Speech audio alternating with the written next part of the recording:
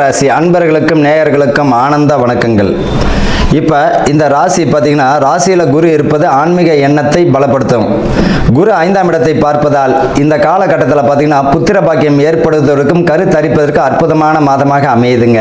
மிதுன ராசிக்கு திருமண வாழ்க்கை தடை தாமதம் அடைந்தவர்களுக்கு அதுக்குரிய வரன்கள் வருவதற்குரிய வாய்ப்பு உண்டு. வருவதை பயன்படுத்திக்கோங்க.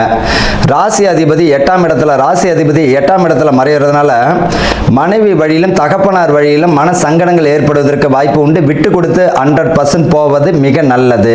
ஒரு சின்ன பிரச்சனை பெருசாயிடும், பெரிய பிரச்சனை அதுக்கு மேல பெருசாயிடும். கூடுமான வரைக்கும் எந்த அளவுக்கு விட்டு கொடுத்து போக முடியுமோ அந்த அளவுக்கு விட்டு கொடுத்து போறது நல்லது.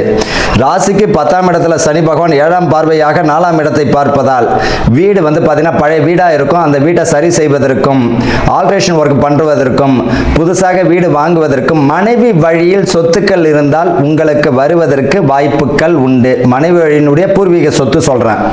அதே போல இந்த ஜாதகனுடைய பூர்வீக சொத்து கைக்கு வருவதற்குரிய வாய்ப்புகள் உண்டு. மன சங்கடங்களும் வரும்.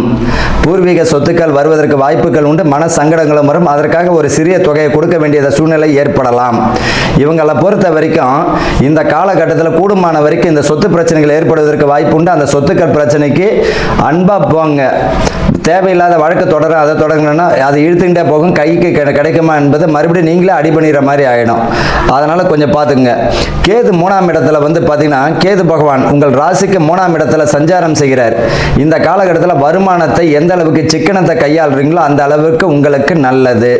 சிக்கனம் என்னன்னா சிம்ம வீடு, சம்பாத்திய சாதனை உடைய வீடு அல்லவா. அந்த சிம்ம வீட்டில் பார்த்தீங்கன்னா கேதுன்ற ஒரு பாம்பு இருக்கு. அப்போ அந்த கேதுன்ற பாம்பு இருக்கும்போது வருமானத்தை என்ன பண்ணணும்னா சிக்கனத்தை கையாண்டாதான் அது அபரிதமாக உங்களுக்கு பெருகுமே தவிர தேவையில்லாத வருமானத்தை நீங்கள் விரயம் செய்தால் திரும்பி வராது. உங்களுக்கு கை கொடுக்க வேண்டிய நேரத்தில் கை கொடுக்காம போயிடும்.